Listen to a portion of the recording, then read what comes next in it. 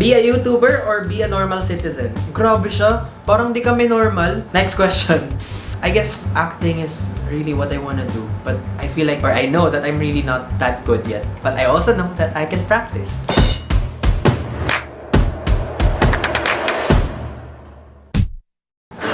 Graduating student ka na ba at hindi mo alam ang gagawin sa buhay? Hirap na hirap ka na ba maghanap ng trabaho? Gustong gusto mo na mag-resign pero hindi mo alam kung paano?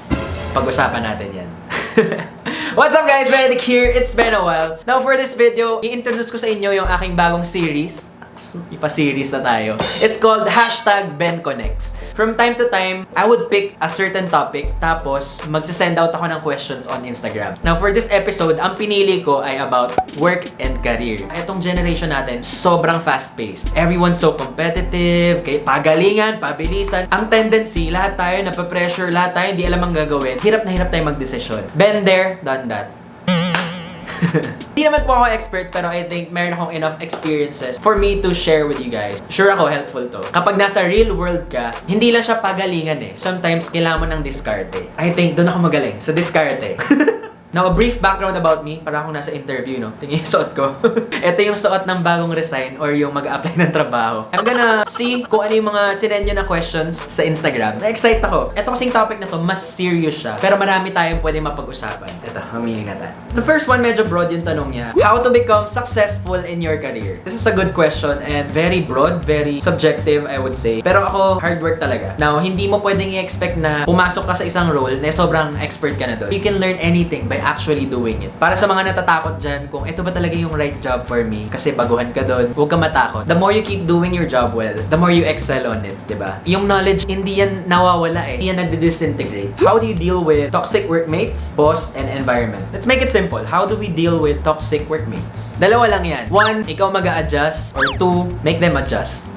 And I would rather go for number one. Like, bakit ba sila toxic? Maybe it's because iba yung ways of working mo and iba yung ways of working niya. Kaya hindi kayo nagkakatugma, nagkakasundo. It's because you wanna do something in one particular way and the other person has another approach. Either you align with that person na maybe you can meet halfway or ituloy mo yung sarili mong approach but in a respectful manner. Kasi itong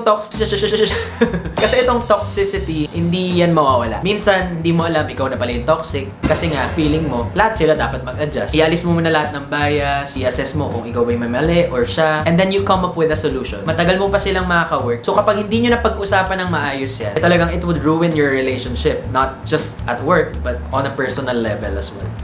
Does it make sense? Kinakabahan ako, baka wala akong mahanap na trabaho because I'm not credible enough. Hindi mataas yung grades ko. Ito yung dinidiscuss ko before when I was doing talks sa schools. Wow. In school, hindi ka tinuruan para malaman lahat ng bagay. Don't expect na paglabas mo ng school, sobrang galing mo na. Am I smart enough? Kasi hindi mataas yung grades ko. Am I capable enough to land on a good job? Lahat na nangyari prior to landing on a job is for you to learn fast, adapt quick. Training ground siya eh. So kung ikaw hindi mataas yung grades mo, bawiin mo siya sa ibang bagay. Extracurricular, or habang may free time ka, you do voluntary internship. Yung last sem ko sa college, sinadya kong i-underload. To a point na 2 days yung class ko in 1 week. The other 3, nag-voluntary internship ako. Just for me to be able to beef up my resume. In a way, discarded din siya. So don't be discouraged. Kasi kayang-kaya mo talagang buhatin yung sarili mo. You just have to believe in what you're capable of. Acceptable ba ang maging workaholic? To a certain extent. Well, ngayon, I would make sure na kahit tuloy-tuloy ako magtrabaho, yung job ko would still spark joy. But if you keep on working, tapos wala ka nang nakikitang joy dun sa ginagawa mo, then maybe you're sacrificing too much of your time. Push! Tinamaan. How do you know if you entered the right career path? You would never know. You're a different person compared to yourself 5 years ago, or 1 year ago, or even last week. Your decisions change. Maaaring yung gustong-gusto mong gawin last week, hindi mo na gustong gawin ngayon. Parang love yan eh. Lahat na lang pinasok sa love.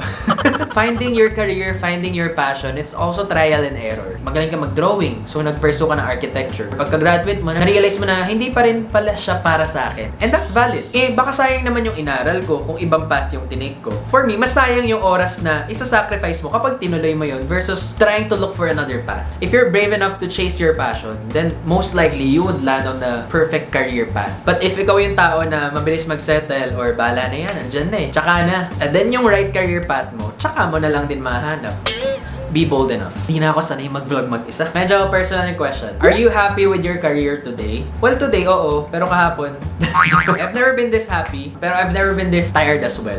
Just because you're doing something you're passionate about doesn't mean that you'll never get tired. Pag sobrang napagod ka, baka kahit passionate ka dun, umatras ka. But I'm very happy. Thank you for asking. When to quit? Eto na, para sa mga gusto mag-resign dyan. Sa love life, when do you quit? If you're not happy. So I think ganun din sa career. If it's not in any way becoming a source of happiness or fulfillment for you, then that's the first sign. But of course, meron tayong tinatawag na battle between passion versus responsibility. So yan yung pinaka-challenge ko before. Kasi minsan ang hirap kitain yung same amount of salary that you get here from somewhere else. Or na-discover mo na yung passion mo, but the earning there is not as much compared to what you're earning today. Pero babalik ako dun sa question kanina. Are you bold enough to chase your passion? If yes, then gagawa ka ng paraan. So, habang nag-work ako before, on weekends, I take workshops. Pinapursue ko yung vlogging. Of course, you have to remember that you should still be responsible while you're figuring out what you really wanna do. And kapag nakita mo na meron kang growth dito sa hinahanap mo or dito sa potential alternative mo, bigyan mo ng timeline yung sarili mo. Okay yung learning dito. Merong potential. Then work on that before you let go of your job. Madaling sabihin pero sobrang hirap gawin. Promise. Check out niyo yung vlog na ginawa ko dati. It's called I Quit My Dream Job. What to do if you're smarter than your boss? Wala siya. Well, nothing. Hindi porket mas magaling ka sa ibang tao, ibig sabihin nun, tatapakan mo na sila or sasadyain mong lamangan sila. Keep on working on yourself. Kapag nakita naman yan ng ibang tao, magta-transpire yan. Mapopromote ka, mapupunta ka sa isang division na sobrang ganda. May rewards. Maybe you can also use your skill to work better with your boss. Because I'm sure kahit boss mo siya, may matututunan din siya from you. And that's the most beautiful thing. Na hindi lang kayo nakakapag-teamwork, but you also make each other grow. Parang no. How to be more productive in a work from home setup. I think problema yan lang lahat ngayon. Alam mo yung alam ko yung solution pero hindi ko siya nagagawa. But it's just really how you discipline yourself. Gumawa ka ng isang schedule and you strictly follow it. I make sure I accomplish all my checklists. And of course, you get enough rest para hindi ka ma-burnout. Laki na ng tiyan ko. Pero pumapayat din ako. Ang labo, no? Payat pero ang laki ng tiyan. Bakit ka po nag-YouTube bukod sa pera? Mali ka. Actually, nag-YouTube ako dahil dito ako masaya. And hindi porket nag-YouTube ka, mayaman ka. Promise. Akala mo ba, 4 months ako walang sahod dito nung nag-start ako? What you see in front of the camera is perfection. De joke lang. Is what we want you to see, but you don't see everything that happens behind. Hindi ko alam ba't ganun yung perception sa YouTubers, pero hindi talaga. How do you maintain work-life balance? Ayan ang number 1 priority ko ngayon. Work-life balance. I make sure na happy ako sa job ko, but I don't overdo it. That's why meron akong tinatawag na me time. Meron akong bucket list. Kahit yung mga mini bucket list lang na I want to try this, I want to try watching this. Just because I'm very productive the entire day, it doesn't mean na wala akong karapatan to spend more time on other things that just makes me happy, pero hindi productive. Like ako, simula nung dinownload ko tong Mobile Legends, dito na napupunta yung free time ko. But it's okay because I get to connect with my friends as well. Sabay-sabay kami naglalaro. The enemy has been slain!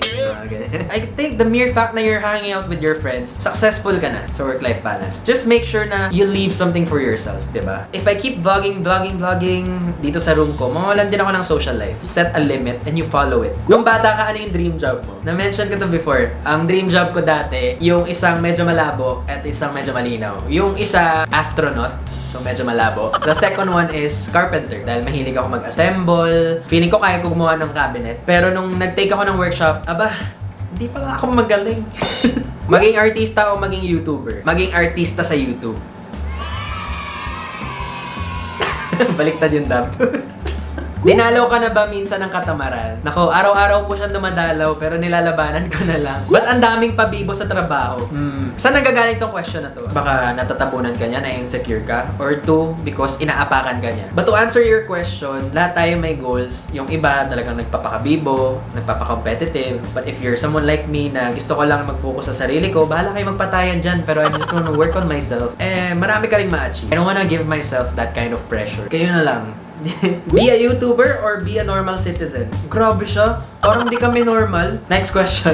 Is there any work that you like? Nahihirapan ako. Is there any work that you like to do or try? Oo, meron. As in, sa kaka-binge watch ko ng Netflix, talagang naging ultimate dream ko ngayon maging Netflix actor. I'm not sure kung may Netflix Philippines team, pero yun talaga yung dream job ko. Of course, di muna ako sasalang doon hanggang gumaling. Practice muna.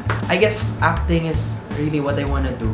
But I feel like, or I know that I'm really not that good yet. But I also know that I can practice. Do you think college is necessary to become successful? Delikado to, no? Kahit yes or no. Ang masasabi ko lang, ang pinaka-necessary for you to become successful is hard work and diskarte. Pag wala ka nun, kahit marami kang pinag-aralan, hindi ka magiging successful kasi wala kang desire to do good. May mga hindi nakapag-school, like my parents, hindi sila nakapag-elementary, hindi sila nakapag-high school, pero hard work made all of this possible. Aww. Love you, mom and dad. Pag may mga complicated questions kayo that you really want me to address, comment below and mag-effort talaga ako sagutan siya. Do you see yourself doing the same job 5 years from now? I would say, siguro, even 10 years from now, nasa YouTube pa rin ako. Maybe not in front of the camera, pero basta digital related. Because it's really close to my heart.